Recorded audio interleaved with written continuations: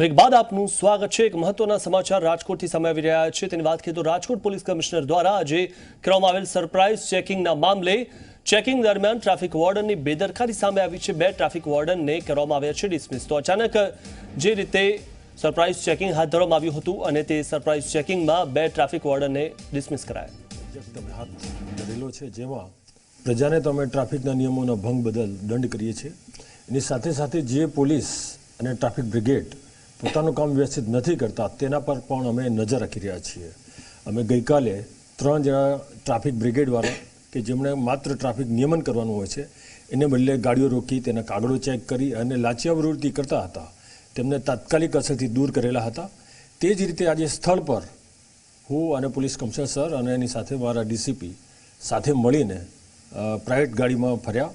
હેતુ અમારો એ હતો કે શહેરમાં જે લોકોને શું તકલીફ પડી રહી છે અમે જોઈએ અને સાથે સાથે અમારા ટ્રાફિકના માણસો જે જગ્યાએ અમારા કેમેરા નથી ત્યાં પણ કઈ રીતે કામ કરી રહ્યા છે તેનો જાયજો લેવાનો હતો।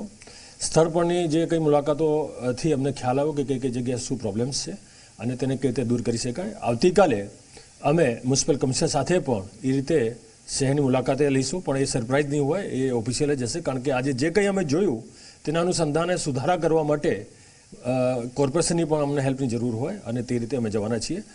આજે જ્યારે અમે સરપ્રાઇઝ ચેકિંગ કર્યું ત્યારે 2 જેટલા ટ્રાફિક બ્રિગેડના જવાનો અલગ અલગ જગ્યાએ મોબાઈલ ફોન પર વ્યસ્ત હતા અને ટ્રાફિક પર ધ્યાન નહોતા આપી રહ્યા। જે રીતે આ અચાનક જે પોલીસ કમિશનર દ્વારા ચેકિંગ કરવામાં આવ્યું છે, શું આગળ પણ આ પ્રકારે ચેકિંગ હાથ ધરવામાં આવશે? તો લોકો શું કરે છે, ટ્રાફિક કઈ રીતે ચાલી રહ્યું છે, અમારા માણસો કઈ રીતે બિહેવ કરે છે તે વિશે અમને ખ્યાલ આવે તે અમારો હેતુ હતો અને ખૂબ સરસ રીતે ખૂબ સુંદર માહિતી અમને મળેલી છે। તો હતા રાજકોટ જોઈન્ટ પોલીસ કમિશનર કે તેઓનું કહેવું છે કે આજે આ સરપ્રાઇઝ ચેકિંગ હાથ ધરવામાં આવ્યું હતું અને આ સરપ્રાઇઝ ચેકિંગ દરમિયાન હું આપને જણાવી દઉં હતું કે 2 જેટલા જે ટ્રાફિક વોર્ડન છે કે તેને ડિસમિસ કરવામાં આવ્યો છે અને આ બંને જે ટ્રાફિક વોર્ડન છે મોબાઈલ પણ કોઈ પ્રવૃત્તિ કરી રહ્યા હતા અને જે આ સરપ્રાઇઝ ચેકિંગ દરમિયાન નજર પડી અને પોલીસે તેને તુરંત જ પણ સત્યમ આગળ પણ આ પ્રકારનું સરપ્રાઇઝ ચેકિંગ હાથ ધરવામાં આવશે અને જો ચેકિંગ દરમિયાન જો બીજા કોઈ ટ્રાફિક વોર્ડન જો આ રીતે તેમની બેદરકારી સામે આવે તો તેમની સામે પણ પગલાં લેવાશે?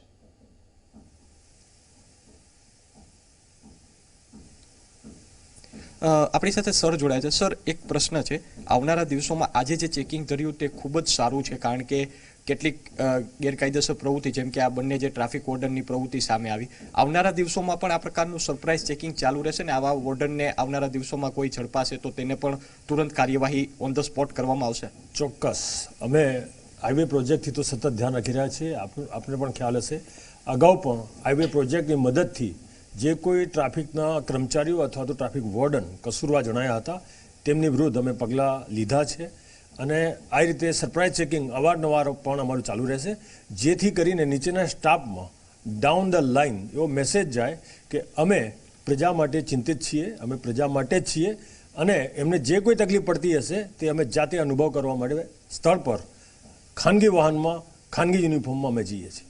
તો આ હતા જેસીપી સિદ્ધાર્થ ખત્રી કે તેઓનું કહેવું છે કે આવનારા દિવસોમાં પણ આ સમગ્ર ટ્રાફિક સમસ્યાને લઈને સરપ્રાઇઝ ચેકિંગ હાથ ધરવામાં આવશે અને આ સરપ્રાઇઝ ચેકિંગ થકી તેઓ પણ મેસેજ પહોંચાડવા માંગે છે જે નીચેના અધિકારીઓ છે, જે ટ્રાફિક વોર્ડન છે કે તેઓ પણ સતત કાર્યરત રહે, કારણ કે તેઓમાં પણ એક ડર ફેલાય કે જો સરપ્રાઇઝ ચેકિંગ આવશે અને તેમની કોઈ બેદરકારી આવશે તો તેમના ઉપર પણ કડક કાર્યવાહી થશે અને આ જ વાતને લઈને, આ જ મુદ્દાને લઈને પોલીસ દ્વારા આજે અનોખું સરપ્રાઇઝ ચેકિંગ હાથ ધરવામાં આવ્યું, જેમાં 2 ટ્રાફિક વોર્ડન ઝડપાયા ગેરપ્રવૃત્તિ કરતા, મોબાઈલમાં વાત કરતા, મોબાઈલમાં કોઈ કાર્ય કરતા અને તેને તુરંતપણે ડિસમિસ કરી દેવામાં આવ્યા છે। આભાર સત્યમ માહિતી આપવા બદલ। તો જે રાજકોટ પોલીસ કમિશનરે આજે જે સરપ્રાઇઝ ચેકિંગ કર્યું છે એવું જો બીજા શહેરોમાં પણ કરવામાં આવે તો જે ટ્રાફિક વોર્ડન જે ગેરકાયદેસર અથવા બેદરકારી તેમની દાખવતા હોય છે તે બેદરકારી દાખવતા બંધ થાય।